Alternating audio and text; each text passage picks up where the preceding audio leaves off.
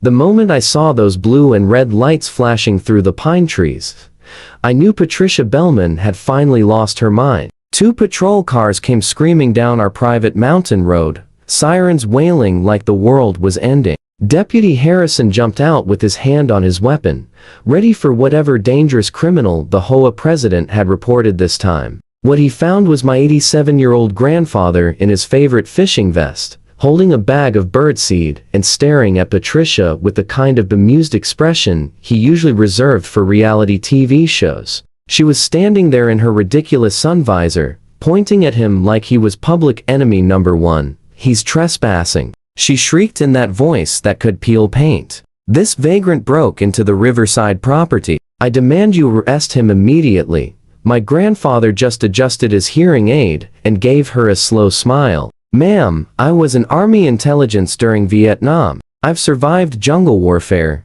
2 divorces, and that time I accidentally ate my wife's experimental casserole. You really think your little temper tantrum is going to rattle me? Let me back up about a month, because you need to understand how we got to this insane moment. My name is David Parsons, and I'm a software developer who recently inherited a beautiful cabin in Pine Ridge Estates. One of those gated mountain communities where people have too much money and way too much time on their hands. I wasn't looking for trouble when I moved in. All I wanted was a peaceful place to work remotely, maybe do some hiking on the weekends, and enjoy the mountain air. The cabin had been in our family for decades, a modest frame nestled between towering evergreens, with a view that could make you forget all your problems. But peace was apparently not in Patricia Bellman's vocabulary. She ran the HOA like her own personal kingdom, and from the moment I arrived, she made it clear that I was not welcome in her domain. That IT started with a knock on my door exactly 3 days after I moved in.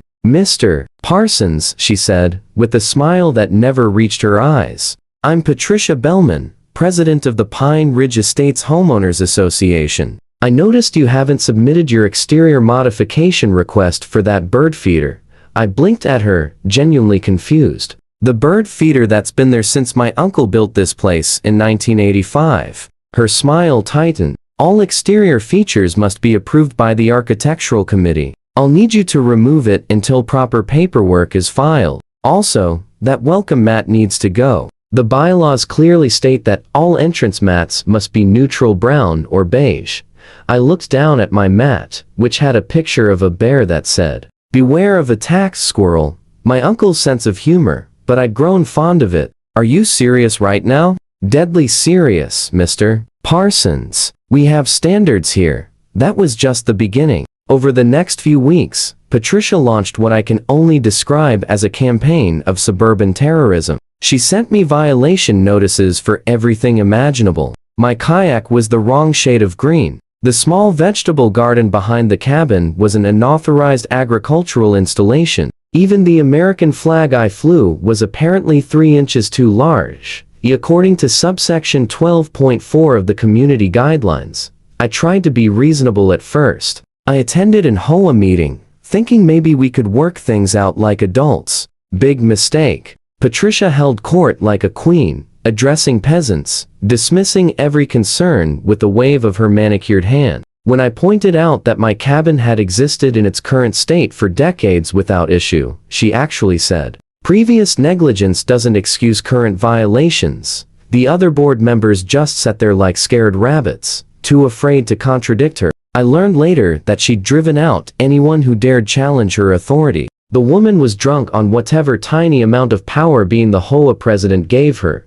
Things escalated when I caught her on my property, taking photos of my back deck. I have security cameras a necessity when you work with sensitive data, and there she was at 7 o'clock in the morning, creeping around with her phone like some bargain bin spy.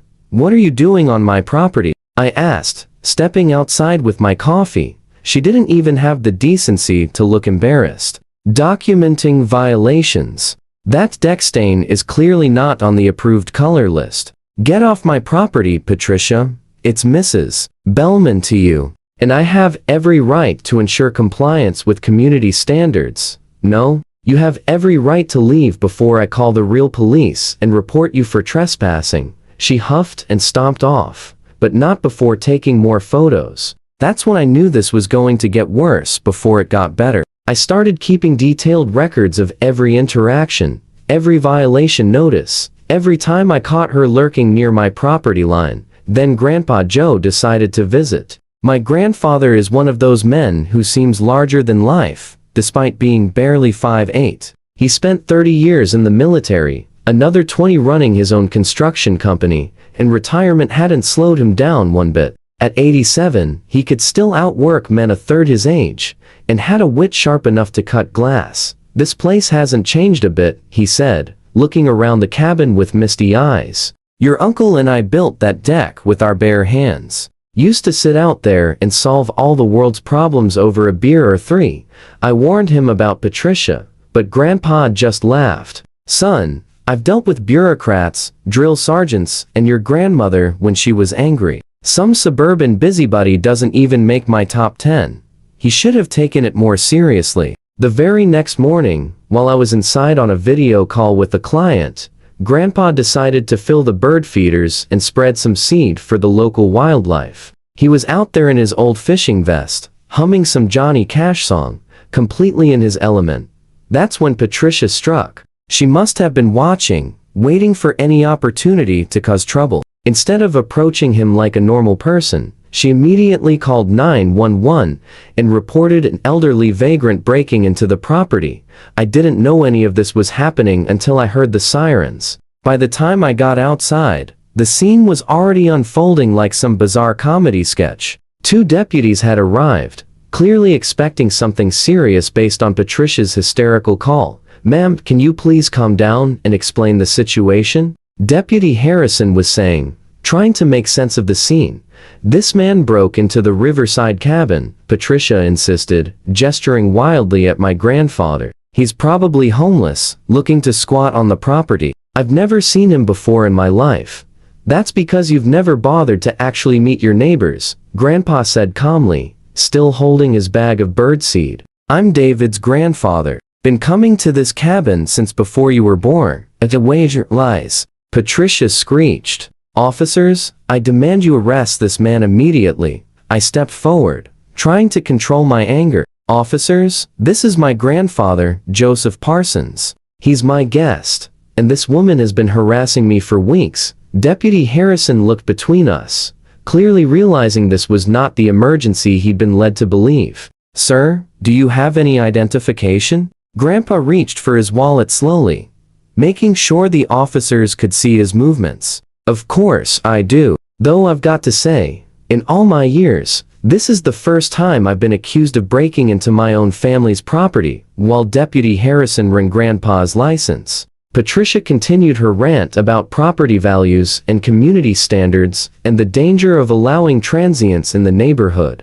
She was so caught up in her own self-importance that she didn't notice the change in the deputy's expression when the background check came back. "Mr. Parsons," Deputy Harrison said, his entire demeanor shifting to one of respect. "It says here you're a decorated veteran Silver Star, Bronze Star, Purple Heart. Thank you for your service, sir."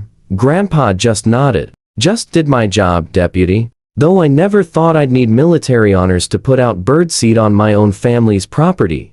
"This is ridiculous," Patricia sputtered. "I don't care if he's the president. He doesn't live here, and there are rules about long-term guests." "How long have you been visiting, Mr. Parsons?" the deputy asked. "Got here yesterday afternoon, planning to stay through the weekend, help my grandson with some repairs." Grandpa's eyes twinkled with mischief. "Though I'm starting to think the thing most in need of repair around here is this lady's attitude." I pulled out my phone, unable to resist anymore. "Officers, I've been documenting Mrs. Bellman's harassment for weeks. I have security footage of her trespassing on my property multiple times, taking photos, even attempting to measure my deck railings without permission." Patricia's face went from red to purple. "Those were official HOA inspections, for which you need to provide 24 hours notice and have reasonable cause," I said. "I looked up the actual laws. Patricia, not just your made-up rules." Deputy Harrison's partner, a younger officer named Rodriguez, was trying hard not to smile. "Mrs. Bellman, making false emergency calls is a serious matter. You reported a break-in and a dangerous vagrant. What we have here is a decorated veteran visiting his grandson, but he was distributing unauthorized wildlife feed," Patricia stammered, grasping at straws. "Birdseed," Grandpa said flatly. "I was putting out birdseed in bird feeders that have been on this property since the Reagan administration, ma'am," Deputy Harrison said, his patience clearly wearing thin. "I'm going to strongly suggest you return to your home and reconsider your approach to neighborhood relations. Mr. Parsons, both of you, I apologize for the inconvenience." But Patricia wasn't done. As the deputies prepared to leave, she pulled out her phone and started recording. "This is going in my official HOA report. You'll be hearing from our lawyer. That was her biggest mistake." Grandpa's expression shifted from amused to seriously irritated. "Lawyer, huh? Well, that's interesting, because my poker buddy Harold just happens to be one of the best property law attorneys in the state. Retired now, but he loves a good HOA overreach case. Says they're like shooting fish in a barrel." For the first time since I'd met her, Patricia actually looked uncertain. "You're bluffing." Grandpa pulled out his own phone, an ancient flip phone that he somehow made look intimidating. "Harold? Yeah. It's Joe. Remember that case we were talking about last week? Well, I've got a live one for you." I don't know if Harold was even on the other end of that call, but Patricia didn't stick around to find out. She practically ran back to her house, probably to call an emergency HOA meeting and spin this whole thing in her favor. The deputies left after making sure we were okay, and Deputy Harrison even gave me his card. "If she keeps harassing you, don't hesitate to call." False emergency reports are no joke. That evening, Grandpa and I sat on the deck with a couple of beers, watching the sunset paint the mountains gold. "You know she's not going to let this go," I said. "Oh, I'm counting on it," Grandpa replied, with a grin that would have looked more at home on a mischievous teenager. "See, what your HOA president doesn't realize is that I didn't just serve in intelligence. I spent my last 10 years in the military working with JAG on property disputes at bases around the world, and Harold, he really is one of the best property lawyers in the state. We've been friends since boot camp." "You're serious?" "Deadly serious. That woman made 3 critical errors today. First, she filed a false police report. Second, she admitted on camera to systematic harassment. And third, she picked a fight with someone who's got nothing but time and a deep appreciation for justice. Over the next few days, things moved faster than I could have imagined. Harold, who turned out to be very real and very interested in the case, sent Patricia and the HOA board a cease and desist letter that was a masterpiece of legal writing. It outlined every violation of state law and HOA regulations that Patricia had committed, from trespassing to harassment to abuse of power. But the real bombshell came when Harold discovered something interesting. In the HOA's financial records, which were supposed to be public, Patricia had been using HOA funds to install security cameras around the neighborhood, but specifically positioned to monitor the homes of people she didn't like. She'd also been billing the HOA for administrative expenses that coincidentally matched her monthly car payment. The emergency board meeting that followed was the most entertaining Pine Ridge Estates had seen in years. I wasn't supposed to be there, but as a homeowner, I had every right to attend. The community center was packed, with standing room only. Patricia tried to maintain control, but the other board members had finally found their spines. When Harold presented his findings complete with documentation that would make an accountant weep with joy, the room erupted. "You've been using our dues to spy on us?" shouted Mrs. Henderson from 2 houses down. "And paying for your Mercedes?" added Tom Sullivan, who'd been fined last year for having the wrong type of mailbox. Patricia's attempts to explain fell on deaf ears. The board voted unanimously to remove her as president, effective immediately, but that wasn't the end of it. The district attorney's office, alerted by Harold's findings, opened an investigation into misuse of funds and violation of privacy laws.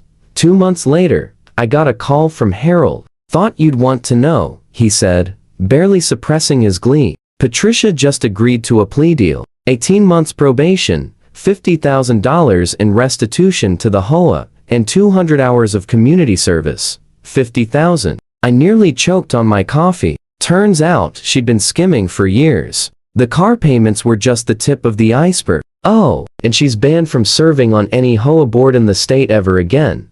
I thought about calling Grandpa with the news, but decided to wait until his next visit. He'd want to hear this in person, probably over a beer on the deck that had caused so much trouble.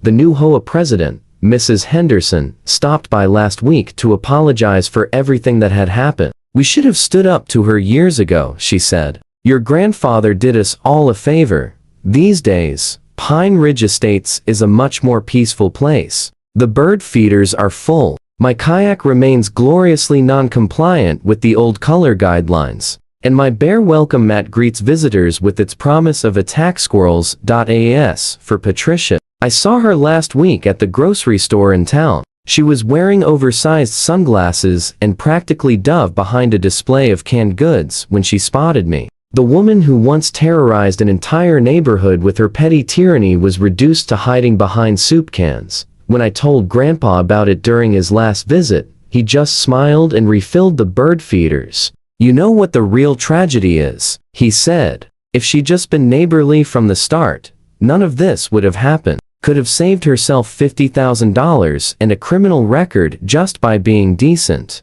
He was right. Of course, Patricia's downfall wasn't really about bird feeders or deck stains or unauthorized vegetables. It was about what happens when someone mistakes a tiny bit of authority for actual power and picks a fight with the wrong family. The last time I checked, Patricia had sold her house and moved to a different town, probably for the best. It's hard to maintain your dignity in a neighborhood where everyone knows you as the former HOA president who called the cops on an 87-year-old veteran for feeding the birds. I'm still here in my cabin, still feeding those birds, still flying my slightly too large American flag. The new HOA board even made Grandpa an honorary member. After everything that happened, he's got the certificate framed in his living room, right next to his military honors. Fought communists, terrorists, and now HOA tyrants, he likes to say. The tyrants were definitely the most annoying. Patricia Bellman learned the hard way that sometimes the most dangerous enemy isn't the one with the biggest weapon or the loudest voice.